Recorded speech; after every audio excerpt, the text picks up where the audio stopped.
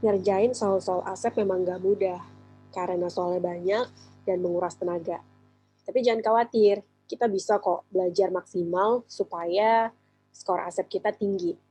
Hari ini, kita bakalan ngerjain soal grammar dan structure, salah satu bagian favorit saya, yang menurut saya juga sangat membantu untuk meningkatkan skor. Dari 5 section, listening, vocabulary, grammar and structure, reading comprehension, dan composing skill, bagian grammar dan structure ini adalah bagian favorit saya. Karena kita bisa persiapkan paling maksimal. Caranya gimana? Banyak latihan dan nonton video saya. Oke, teman-teman, hari ini kita bahas grammar dan structure. Terutama nanti di bagian grammar dan structure itu akan ada 3 bagian. Sentence completion, clause test, dan yang terakhir adalah error identification, jadi cari salahnya. Yang ini yang bagian pertama, yang melengkapi kalimat. Oh ya, sekalian kenalan dulu, nama saya Ines, Arnesa Novita, tapi biasa dipanggil Ines. Saya adalah pendiri, co-founder, sekaligus pengajar di Space English. Jadi memang sehari-hari saya adalah seorang guru bahasa Inggris. Saya adalah trainer public speaking juga, barengan sama teman-teman di Space English. Teman-teman bisa menghubungi saya di situ. Oke, sentence completion itu bentuknya seperti ini. Jadi di bagian ini nanti teman-teman akan dikasih satu kalimat, terus ada bagian yang kosong, bagian yang rumpang atau blank, kemudian ada 4 pilihan jawaban. Dari keempat itu teman-teman harus memilih satu yang paling tepat.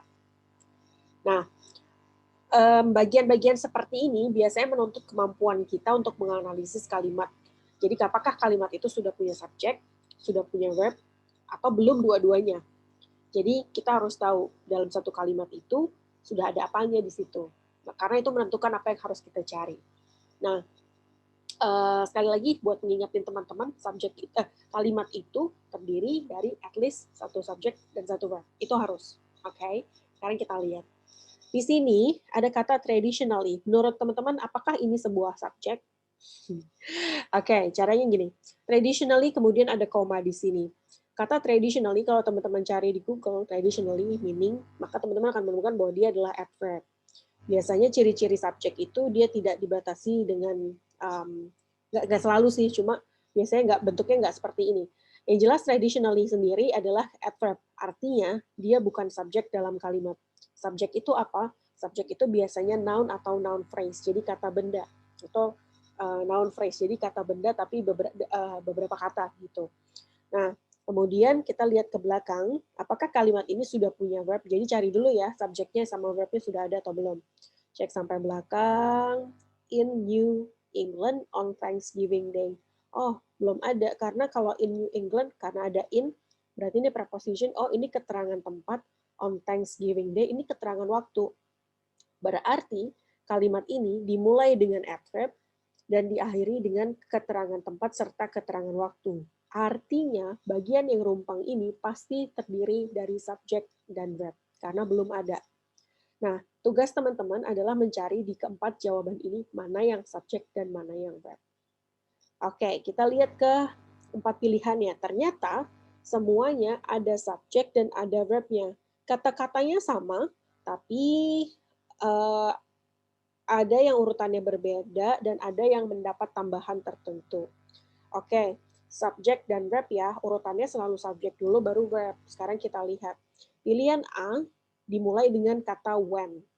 When itu conjunction, teman-teman. Conjunction itu muncul ketika kalimatnya majemuk, kompleks. Kalau complex sentence itu biasanya yang disebut kalimat majemuk itu berarti ada 2 kalimat sebenarnya yang digabungin jadi satu. Nah, padahal di kalimat nomor 1 ini satu kalimat aja belum ada gitu. Ngapain kita bikin complex sentence, orang kalimat satu kalimat aja belum lengkap kan? Nah, artinya penggunaan kata when di sini membuat kalimat ini jadi salah nantinya. Kalau perhatikan ya, saved is sweet cider. Oke. Tidak ada verb lainnya. Kemungkinan si verbnya ini saved is, dan ini nggak tahu ya, ini kebalik. Jadi yang jelas ini salah karena kita tidak perlu conjunction di sini karena kalimatnya cuma satu. Hanya ada satu klausa di sini. Yang B sama, ada when juga. berarti bukan juga, karena kita tidak butuh conjunction. Kalimatnya hanya satu, ingat ya. Yang C, is served sweet cider. Is served, oke, ini verb. Teman-teman harus membiasakan juga mulai sekarang untuk mengenali verb itu yang kayak apa, subjek itu yang kayak apa. Kalau perlu, nanti mungkin aku akan bikin video selanjutnya atau video berikutnya tentang verb itu yang gimana, subjek itu atau noun itu yang gimana. Tapi intinya mulai sekarang harus mulai paham verb itu kayak apa, subjek itu kayak apa, atau noun itu kayak apa. Yang jelas, is served ini adalah verb. Is itu to be, served itu verb 3. Berarti kalimat ini, kedua kata ini menunjukkan bahwa dia adalah kalimat pasif. Verb pasif, passive verb. Karena ada to be dan verb 3. To be verb 3 itu pasif. Jadi ini verb tapi pasif. Sweet cider ini noun phrase, ya kan? Noun phrase. Masalahnya posisinya kebalik. Masa verb dulu baru subjek? Padahal kita butuh subjek dan verb di sini. Jadi pilihan C itu sudah benar sih, nggak ada when-nya, tapi dia salah karena posisinya kebalik. Kita lihat deh, satu-satunya jawaban pasti D dong, karena yang A, B, C sudah salah. Yang D ini, sweet cider, oke, dia noun-nya, noun phrase, ada di depan, kemudian diikuti dengan verb pasif is served. Berarti jawaban dari pertanyaan nomor 1 adalah D, subjek dan verb. Jelas ya? Kita pindah ke pertanyaan nomor 2. Sama, teman-teman masih harus mencari mana yang benar dari kalimat ini, dari pilihan jawaban ini, kemudian untuk diletakkan di soal nomor 2. Lillian DeWolf, oke. Nah, kalau berbeda dengan pertanyaan sebelumnya kan traditionally, Lee, adverb. Ini juga sih ada komanya. Cuma teman-teman perhatikan, Lillian DeWolf, kira-kira ini apa? Kalau dilihat-lihat, Lillian DeWolf ini kan nama orang ya. Mungkin kalau nggak tahu sekalipun kan teman-teman bisa lihat tuh dengan capital letters-nya ini pasti nama. Kalau nggak tahu dia nama orang atau nama tempat, pokoknya dia nama. Berarti dia subjek. Oke. Terus kenapa ada koma di sini? Kenapa harus ada koma setelah subjek? Sebenarnya antara subjek dan verb itu tidak dipisahkan dengan koma. Kecuali kita kasih keterangan atau kita kasih penjelasan terhadap subjek. Kita ada, kalau kita mau kasih penjelas di subjek, jadi subjek ini siapa sih? Misalnya gini, teman-teman kan baca nih, ada Lillian DeWolf. Lillian DeWolf ini kan teman-teman nggak tahu itu siapa. Makanya dikasih penjelasan di sini. Dikasih koma, kalau dilihat sampai belakang, jadi kalau ngelihat soal itu sekilas dulu, lihat sampai belakang dulu. Oke, ada 1 koma, ada 2 koma. Di tengah-tengah sini, ini penjelasan untuk subjeknya. Jadi Lillian DeWolf ini adalah public health nurse dan apa nih? Jadi yang di dalam koma ini menjelaskan si subjek. Itulah kenapa subjek dan verb dipisahkan oleh koma. Kalau aslinya enggak ya, kita kan enggak bilang I, sleep. No, kita kan bilangnya I sleep. Aslinya gitu. Cuma karena Lillian DeWolf ini masih belum jelas dia siapa, kita kasih A positif. Penjelasan subjeknya gitu. Nah, sekarang kita lihat ya. Apakah sudah ada verb? Sudah, ada was born. Was born itu verbnya, lahir, ya kan? Jadi kalimat ini sebenarnya sudah lengkap, kita hanya perlu melengkapi bagian dari A positif ini. Di sini ada kata and, conjunction, berarti teman-teman harus pilih bentuk yang sama. Kalau di sini kan noun phrase, ini profesi gitu ya. Public health nurse itu kan profesi, maka di sini kemungkinan besar teman-teman harus milih yang menunjukkan yang merupakan profesi juga. Jadi noun juga atau noun phrase, yang jelas itu harus profesi juga. Kita cari ya.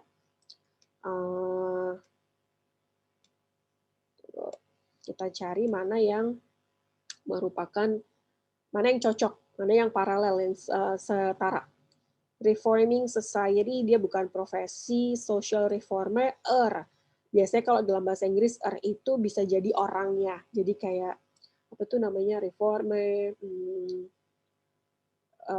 profesi itu kan banyak yang berakhiran dengan kan, atau orang itu kan banyak yang berakhiran dengan gitu.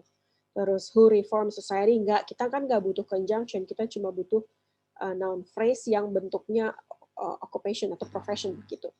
Terus her social reform, no, kita ini bukan profession juga, malah kepemilikan. Terus social reform, jadi kayak reformasi sosialnya dia, padahal bukan itu. Jadi jawaban dari pertanyaan nomor 2 adalah B, karena bentuknya sama dengan public health nurse. Public health nurse and social reformer. Jadi N ini menunjukkan bahwa bentuknya harus sama. Kalau profesi ya profesi dua-duanya. Kalau sifat ya sifat. Kalau jaren ya jaren. Jadi diusahakan sama. Dan sekali lagi fungsi dari kedua koma ini adalah menunjukkan bahwa yang di tengahnya itu apositif. Apositif itu penjelasan buat si subjek. Jadi dia bukan verb ya. Ini tuh bukan verb. Terus verbnya yang ini. Gitu. Oke. Selanjutnya, yang nomor 3. Masih sama, cari yang betul. Teman-teman analisis dulu. Aku kasih waktu sebentar untuk lihat soal ini.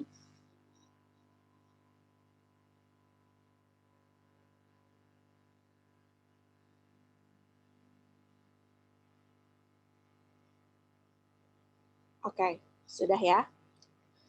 Kita analisis, kita lihat sekilas dari awal sampai akhir. Oke, kelihatan semua ya. Right, cari dulu subjek dan verb-nya. Lihat dulu dari depan, in 1964.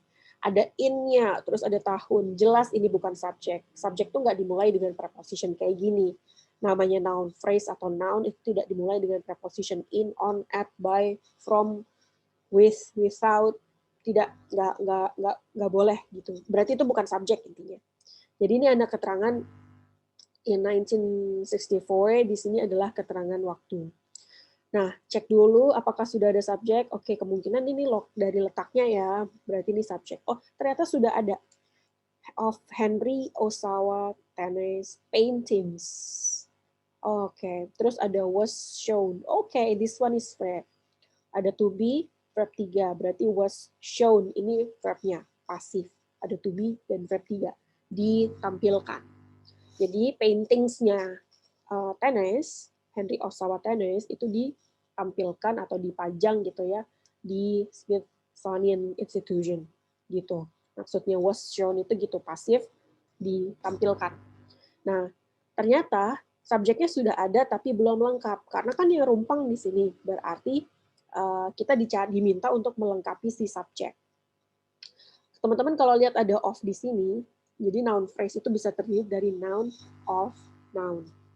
Subjek itu bisa terdiri dari noun, of, noun. Objek juga bisa terdiri dari noun, of, noun. Tapi teman-teman harus cari yang noun. Ini kan noun. Henry Osawa Tennis Paintings itu kan intinya paintings, lukisan. Itu noun. Jadi di sini harus cari yang noun ya, noun phrase saja. Jangan dikasih verb, jangan dikasih conjunction, jangan dikasih macam-macam. Cari aja yang bentuknya noun phrase. Oke, was a major collection. Ada was-nya. Was itu to be. Dia verb. Jangan dimasukin. Karena ada was berarti dia punya verb. Kita nggak butuh itu. That itu conjunction. Fungsinya sama seperti kalimat pertanyaan sebelumnya tadi, yang when, terus who. That itu sama. Fungsinya untuk bikin complex sentence, ya kan? Berarti jangan dipilih karena kita tidak butuh conjunction. Geser lagi, C. A collection was. Ada was lagi, so we do not choose this one. Kita berarti tinggal yang D dong. Oke, a major collection. Oke, a major collection, noun phrase. Maka ini kan ada a ya. Itu menunjukkan biasanya dia noun. Jadi kayak a car, a house, a chair, an apple, itu menunjukkan bahwa nanti kamu mau ngomongin benda gitu. Sama ini bendanya apa? Collection. Jumlahnya banyak. A major collection of Henry Osawa Tennis paintings was shown. Kenapa ini paintings tapi kok ini was? Teman-teman, kalau nanti subjeknya noun, of, noun bentuknya, jadi di sini noun, di sini of, di sini noun, maka yang menentukan verb itu yang depan. A major collection itu dianggap sebagai collective noun. Collective noun itu sekumpulan. Tapi sekumpulan noun yang banyak itu dianggap satu, dianggap singular. Jadi makanya dia pakai was, bukan were. Gitu.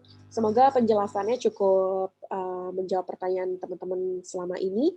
Nanti kita ketemu lagi di pembahasan lainnya ya. Terima kasih.